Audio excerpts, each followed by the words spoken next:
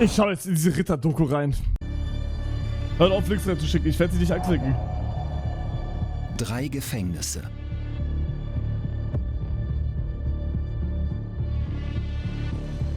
3 Brüder.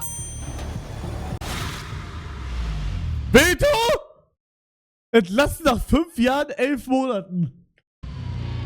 Was? Wir treffen uns in Köthen. René, entlassen nach einem Jahr. Digga, ist das der von Monte? Du kommst raus und du stehst da, du hast keine Wohnung, du hast keine Arbeit, du hast gar nichts mehr. Andy? Entlassen nach 50 Tagen. Ja, jetzt bin ich trocken halt, ja. Also komplett durch, keine Drogen, nichts halt. Der 4. Bruder. Christopher in Maßregelvollzug. Was ich jetzt hier mache, Arbeitstherapie. Dann lernt man 3 Stunden Zeit, irgendwelche Werkstücke zu machen. Woher haben Sie mich bloß oft mit die Familie? Weil es die größte Affi-Familie ist von ganz Köthen. Weil sie sich ein bisschen daneben benehmen? Was findest du an Skinheads so schön? Der Bassbällchen in der schwarzen Uniform. Die Kinder terrorisieren die Nachbarschaft. Digga, haben die 30 Jahre die verfolgt und so? Und laden das jetzt hoch? Nein. Was hast du mit Knubbel gemacht? Deutschland. Im Mittelpunkt Mutter Karin Ritter. Das sollte voriges Jahr schon gemacht werden, da war es ingefroren. Da haben wir uns von der Oma Grabes Wasser geholt. Und die Entwicklung der Söhne. Ah ne, Norm, Andy, Christopher. Zu Kriminellen. Familie Ritter. Eine Geschichte über Verwahrlosung. Die haben die Tiere hier reingeschmissen in meine Wohnung. Drecksviecher. Fremdenfeindlichkeit. Die Wand bitte. Mach mal heim. Was? Was? Kriminalität. Gewalt. Nimm die Pfoten von mir weg, Alter, du Fotze! Du Assi! Missbrauch und Alkoholismus. Was passiert mit meinen Fischen? Die oben in meinem Aquarium? Das ist jetzt schon die 3. Flasche heute. Im Januar 2021 stirbt Mutter Karin. Die Söhne leben weiter. Mit denen definitiv nichts mehr zu tun haben. Bei mir ist der Zug abgefahren. Streit. Meine Familie scheiße ich drauf. Nee, Christopher, Norm, Alter, ich scheiße auf euch, Alter. Interessiert mich nicht. Das ist nicht mehr meine Familie. Hoffnung. Digga, was ist da passiert? Ich gerne What the fuck? Ich trinke bloß noch meine 8 Bier am Tag, ja, und dann war's das. Liebe. Sie ist mein Fels an der Brandung. Sie ist mein Lebenselixier. Ohne sie würde ich nicht mehr leben. Die hat dir einen Brief geschrieben in die Haft. Was hat sie geschrieben? Damit sie sich in mich verliebt hat. Das sind in meinen Augen wären das mal Verbrecher. Bro, also jeder, der vorhin gesagt hat, nein, du sollst nicht schauen, ich bin froh, dass ich nicht auf euch gehört habe. Digga, what the fuck? Was willst du mal werden, wenn du groß bist? A Skinhead. Skinhead? Was findest du an Skinheads so schön?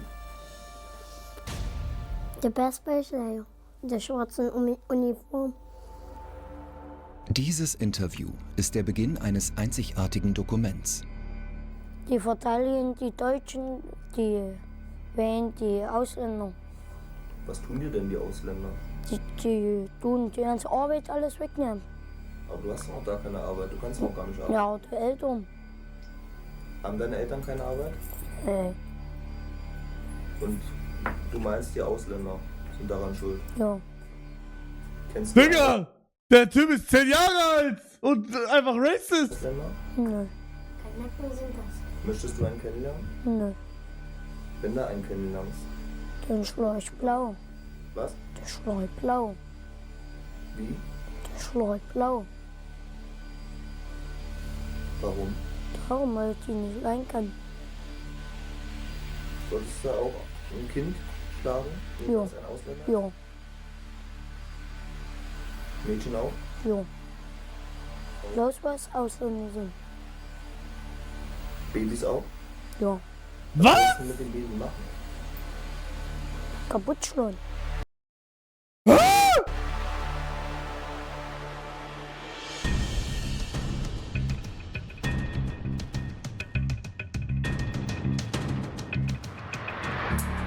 Köthen, Sachsen-Anhalt, Anfang der 90er Jahre. Eine Kleinstadt kurz nach der Wende. Viele gehen in den Westen. Wer bleibt, kämpft oftmals um seine Existenz oder rutscht ab. Einige leben in dem Obdachlosenheim an der Angerstraße am Stadtrand von Köthen. Auch dieses Mädchen und seine Familie.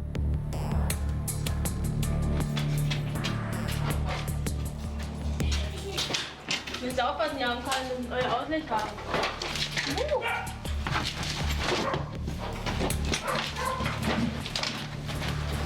Nein, darf hier wohl nicht. Mit meinem Bruder.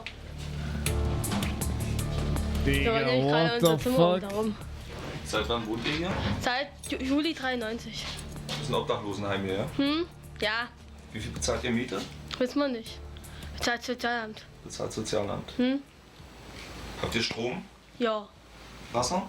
Nö. Auch eine Familie namens Ritter lebt in dem Obdachlosenheim in der Angerstraße.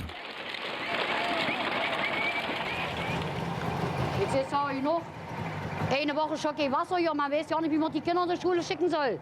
Das heute voriges Jahr schon gemacht werden. Da war es ingefroren. Da haben wir uns von der Oma Grabes Wasser geholt. Mutter Karin, das Familienoberhaupt. Streit geht sie nie aus dem Weg. Meist schimpft sie auf Nachbarn und das Ordnungsamt. Ja, wir haben hier unten welche gekriegt, die geben uns einen Scheißeimer aus dem Fenster über die Wäsche. Die scheißen auf dem Hof vor die Kinder, die nehmen keine Rücksicht. Und das Ordnungsamt macht hier nichts.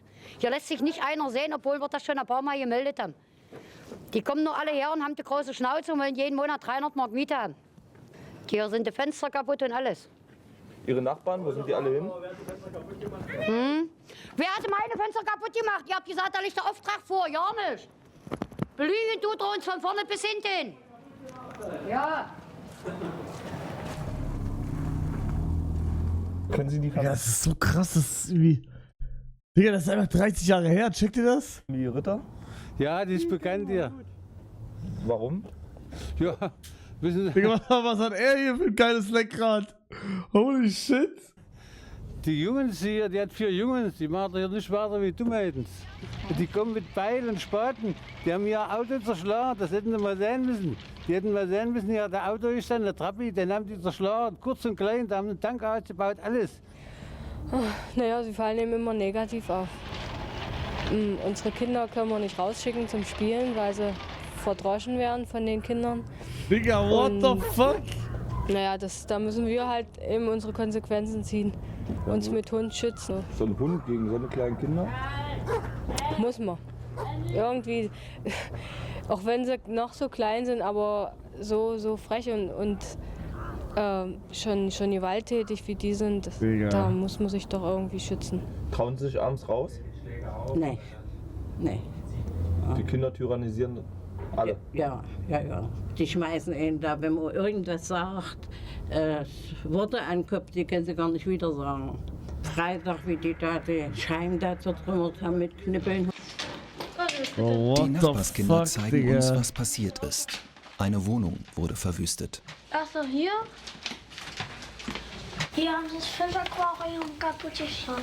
Nein. Was haben die gemacht? Fischaquarium kaputt gemacht und die Scheiben.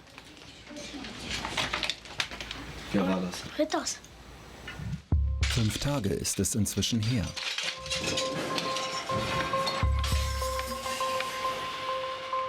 In der Angerstraße 52 wohnt auch Bärbel Rabe mit ihrer Tochter und ihrem Lebensgefährten Willi. Die Familie lebt eine Etage über Familie Ritter. Was man erlebt hat mit den Kindern, das fing Freitag an. Die haben uns die Fenster kaputt geschmissen, oben alles. Da haben wir sie gewarnt, die sollen das unterlassen.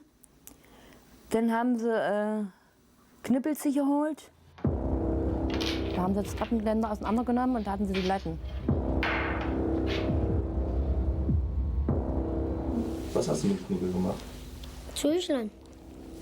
Wem? Wie er lacht. Hast du dir keine Sorgen gemacht, dass Die haben sogar einen Hund. Nö. Und dann kam der Willi raus auf den Flur und da wollte der Willi mich eine drauf hauen. Da stand René auf der Treppe und ich habe dann Willi zusammengehauen. Du hast den Willi zusammengehauen? Hm? Ahnungslos. Bin reingekommen. Und dann gleich zwei. Ich weiß nicht, was das war. Ob es eine Latte war oder Beinschild oder. Der hat mit dem Knüppel voll vors Auge gehauen. Da habe ich einen Knüppel mal vor der Keule gehauen. Und der habe ich nach Ausschnitt gegeben, ist auf die Treppe runtergefallen. Und gleich ja die Namen weg. Meine war's nicht. Digga, die haben den einfach zusammengeschlagen? What the fuck? Warum? Hier. Wie dumm, Digga? Hier, habe ich blaue Flecke. Hier am Arm habe ich gehabt. Hier alles. Und das war erst der Anfang. Stunden später werden die Ritterbrüder zurückkehren und was eine kleine Hundi! noch viel Schlimmeres anrichten. Oh nein, sie Doch weint. woher kommt diese Wut? Auch in ihrer Schule sind die Kinder gefürchtet.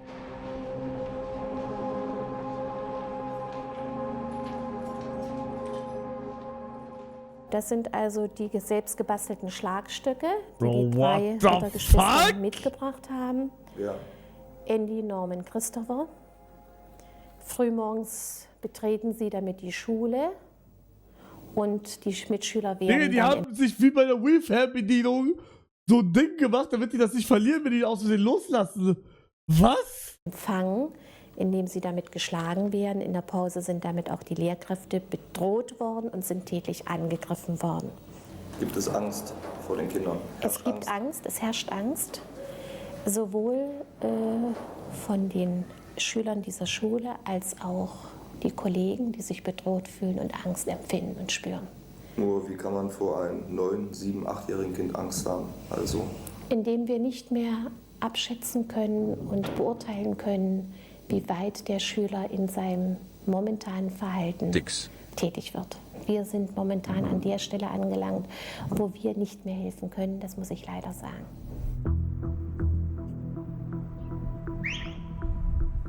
Den auf jetzt waren die Glatzen. Die haben doch mal gekrölt. Wenn wir irgendwas waren, sie sagt, wir rufen an, wir holen die Skinheads, die Glatzen. So wie die angerufen hat, so waren die Glatzen da. Wir haben Skinheads sind, boah, ich will es nicht falsch sagen.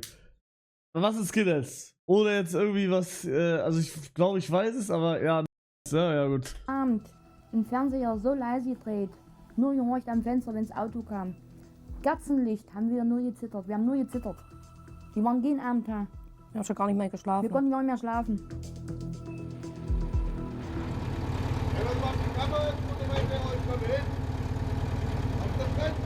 Digga, aber krass, dass die halt wirklich einfach so angezogen sind, ne? Mit diesen Stiefeln da, komplett schwarz, Glatze, Digga.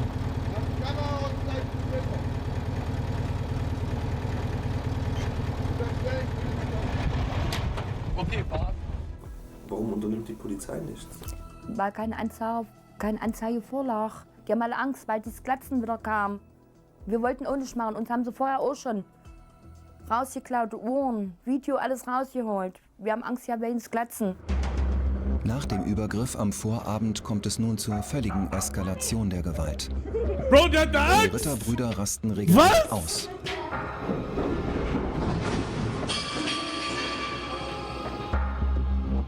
Dann einen Tag später haben wir dann durchgegriffen, haben wir die Tür aufgeschlossen ins Zimmer rein. Kam dann irgendwann die Frau Rabe? Den haben wir im Zimmer versteckt. Hat sie nicht versteckt, zugehalten hat sie. Warum hat die Frau Rabe sich versteckt? Weil sie Angst hatte. Wir haben von außen, von innen gestützt, weil sie mit der Axt immer geschlagen haben. Eine schwere Axt? Mhm. Und dann haben sie die Türklinke alles abgekloppt. So, wir standen von innen vom Zimmer nur gehalten, dass sie in das Kinderzimmer nicht rein konnten. Weil da mein Enkel saß, der hat gezittert, der hat geheult. Ist das die Axt, mit der die Bro, was? Wohnungstür aufgebrochen hat? Ja. Das sieht ja schlimm aus da oben. Ist gut. Ja, das sieht schlimm aus. Ja, da wird so reingeschissen in der Erziehung. Holy shit, Digga. Das ist verrückt. Während die Ritterbrüder im Wohnzimmer alles kurz und klein schlagen, halten sich Bärbel Rabe und ihre Familie noch immer im Nebenzimmer Wer versteckt. ist das, ja? Falsche Erziehung. Wir sind aber nicht reingekommen. Der eine hat zwar das Bein dazwischen gehabt. Ich sag, da muss eine Erziehung gewesen sein, ne? Weil, so wie die sind, das geht, also guck mal, jetzt kann man sagen, die hatten gar keine, aber selbst wenn man gar keine hat, ist man nicht so drauf. Digga, da muss eine Erziehung, da muss eine Anti-Erziehung gewesen sein. Digga, und da haben die immer mit dem Knippel durchgeschlagen. Dann hat mein Bruder, hat sich da auf die Schranke gestellt. Auf einmal stellt sich mein anderer Bruder auch noch drauf, dann hat das ganze Ding gekippt.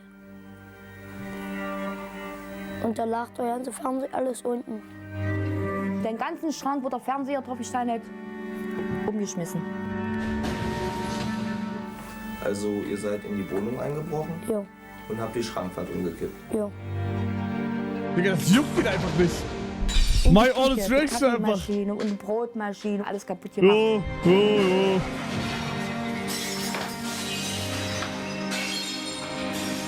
Die ganzen Papiere, der Scheck, meine ganze Tasche, wo mein Portemonnaie ist, alles drin.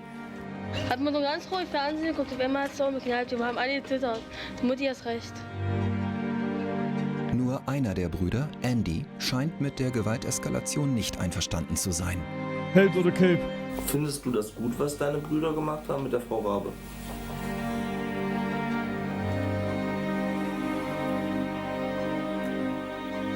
Währenddessen kann Bärbel Rabe den Angriff der Kinder kaum noch abwehren.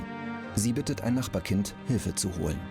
Ich sag, ruf doch mal deine Mutti nach dem Hof runter, die soll die Polizei holen. Der hat das Fenster aufgemacht, hat runtergekrölt. Die Jungs, die haben das gehört. Wenn du runterkommst, die schlagen wir tot. Tja, ich saß hier in der Stube und habe zum Fenster geguckt, und da, weil ich Autos gehört habe. Und da standen Krankenwagen und Polizeiwagen. Und da bin ich rübergegangen zur Nachbarin und habe gefragt, was hier los ist. Und da hat sie gesagt, ja, musst du mal hochgucken, deine Kinder haben mir alles kurz und klein geschlagen. Und da bin ich hoch und habe bloß an die Tür geguckt und habe das gesehen. Und da sagte wohl der Krankenfahrer, dass die Rippenverletzung oder sowas hat. Ich sage, die ist besoffen, die hat überhaupt keine Rippenverletzung. Naja, und dann gab es da so ein Handgemenge da und dann haben wir uns da beschimpft im Treppenhaus. Da hat sie zu mir gesagt, mache dich auf der Reeperbahn, da kannst du Geld verdienen. So frech hat sie mich geantwortet. Und dann bin ich wieder rüber in meine Wohnung. Um 14 Uhr kamen 2 von der Kriminalpolizei und 2 in Uniform und haben gesagt, die Kinder müssten mitkommen zur Die Vernehmung. ist nur besoffen, die hat keine Rückenschmerzen. Das ist so ein krasser Call. Digga, haben die ein Pullover, wo Ohio draufsteht?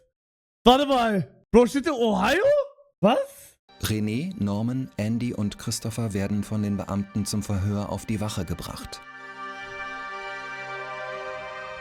Bärbel Rabes Wohnung ist verwüstet. Ihre Möbel sind zerstört, sie und ihre Tochter verletzt. Ich bin dann anschließend ins Krankenhaus gekommen. Ich habe den eins hier vom Kopf bekommen, tut dir noch weh? Ja. Und was haben die im Krankenhaus gesagt? Naja, das war eben mehr so wie so eine Hirnerschütterung eben. Wenn so etwas passiert, sind Digga, wer ist er? natürlich auch die Strafverfolgungsbehörden gefragt. Hier sind die Kinder aber strafunmündig, sie können nicht bestraft werden.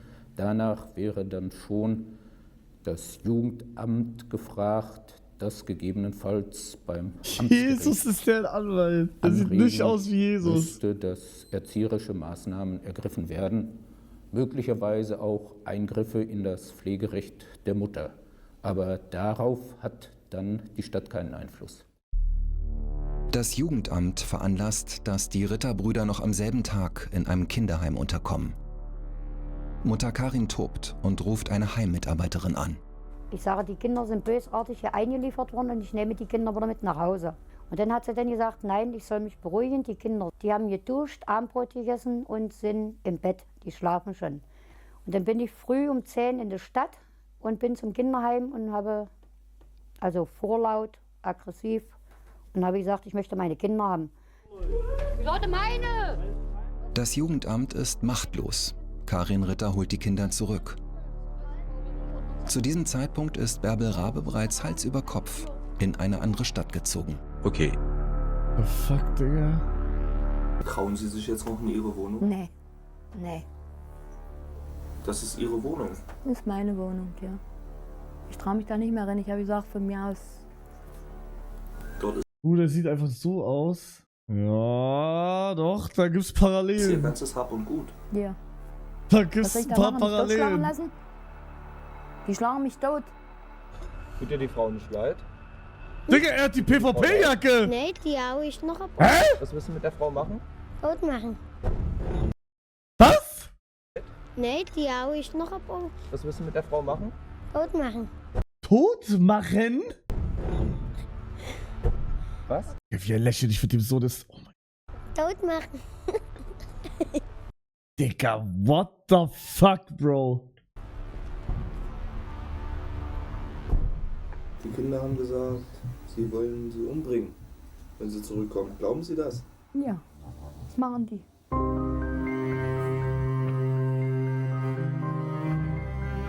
In meinen Augen Digga. wären das mal Verbrecher. What the fuck?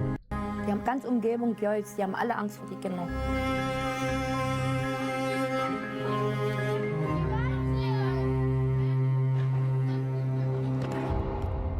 Digga, guck, ey, mit seiner Kippe im Maul, Digga. Ist das dieses Kaugummi da? Der Norm muss Digga. jetzt für 3 Jahre weg wegen schwerer Körperverletzung.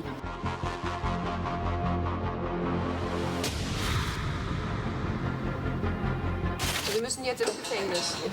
Mehr und weniger. Was lass die gehen? Oh, du bist ein Tierquäler, Mann. Ich habe mein Leben verpasst, ich habe alles verpasst. Ich habe Arbeit verpasst, ich habe meine Schule damals verpasst. Ich habe nur Scheiße gebaut, habe angefangen Drogen zu nehmen, ist so.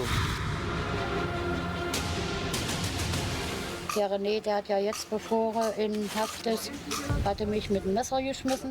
Ich verstehe das selber nicht, wie die geworden sind. Ich verstehe das selber nicht, wie die geworden sind, sagt sie. Oh mein fucking Gott. Oh mein Gott. Ja, verstehe ich auch nicht, Digga. Verstehe ich auch nicht.